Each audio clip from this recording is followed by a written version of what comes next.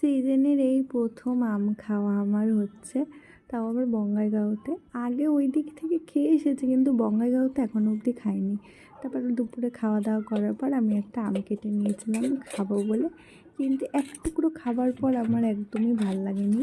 তারপর আমি ওটাকে কী করব ভাবতে ভাবতে ভাবি যে ওটা দিয়ে একটা আইসক্রিম বানাবো।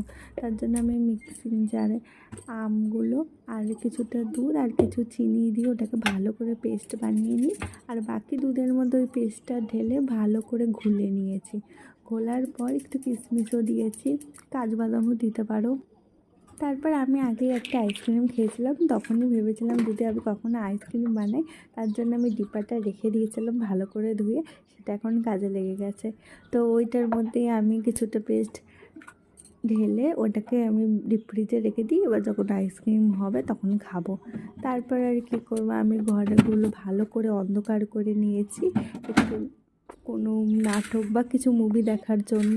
তারপর আমি এই যেখানে একটা বাংলাদেশি নাটক দেখছিলাম, মেঘবালিকা।